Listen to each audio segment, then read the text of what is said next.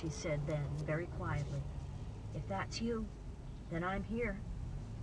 Another rustling, another silence. You speak it with an accent, said a voice in a series of short, soft barks. But well enough. Let me see you. Nita saw the long, low, sharp-nosed shape come toward her. The dog Fox had a tail bigger and bushier and longer than she would have thought possible. Only the faintest firefly gleam from the manual's pages silvered his fur, giving him enough of an outline to see, and glinted in his eyes. So, the fox said. What accent? Nita asked, curious. As far as she knew, her accent in the speech was quite good. We wouldn't say Marauder here. Madrine Roar, that would be it.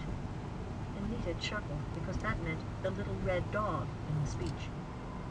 Local customs rule, Nita said, smiling. As usual. I have a warning for you, Madrine Roar. There's a hunt coming through here in a few days. The fox yipped softly in surprise. They are early, then. Maybe, Nita said. But if I were you, I'd spread the word to keep your people well out of this area, and probably for about 5 miles around on all sides, maybe more. And you might lay off the chickens a little. The fox laughed quietly, a panting sound. They've poisoned almost all the rats. What's a body to eat? But for the moment, as you say, I am warned, wizard. Your errand's done. It looked at her thoughtfully. So then, the fox said, go well, wizard. And it whisked around and went bounding off through the pasture grass without another word. Nita shut her manual and sat there in the quiet for a while more, getting her breath back. Talking to animals differed in intensity depending on how smart the animal was and how used to human beings it was. Pets like cats and dogs tended to have more fully humanized personalities and could easily be made to understand you, but they also tended to be short-spoken. Possibly, Nita thought, because being domesticated and more or less confined to a daily routine, they have less to talk about. Wilder animals had more to say, but it was often more difficult to understand them, the message being colored with hostility or fear, or plain old bewilderment. The fox lived on the fringes of human life, knew human ways, but was wary, and so there was a cool tinge, a remoteness about the way it came across.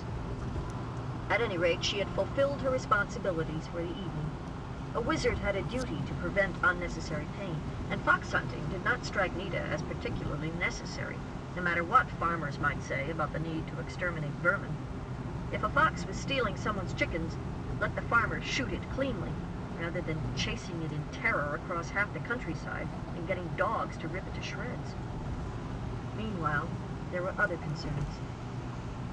Kit? She said in her head. Yeah! She paused a moment. What's that noise? I'm chewing, Kit said. Oh no, you're eating dinner. It's not such a fascinating experience that I can't take a few minutes out to talk to you, he said.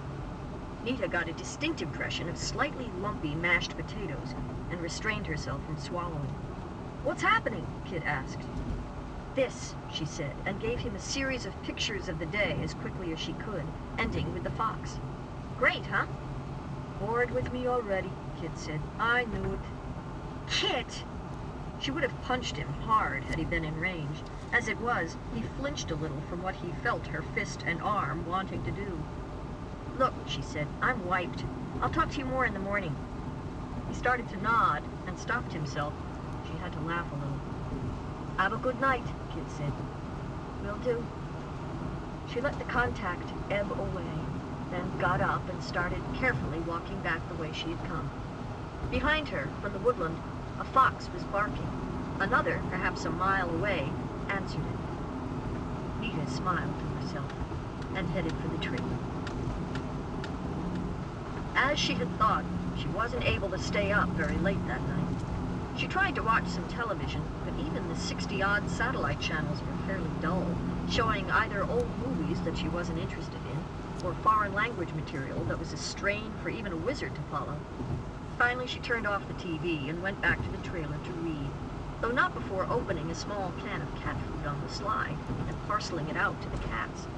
They accepted this with great pleasure, purring and rubbing and making their approval known, but none of them spoke to her. She went to bed and slept some more, but her dreams were not entirely pleasant.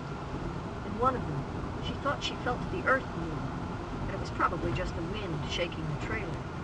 When she woke up, everything was quite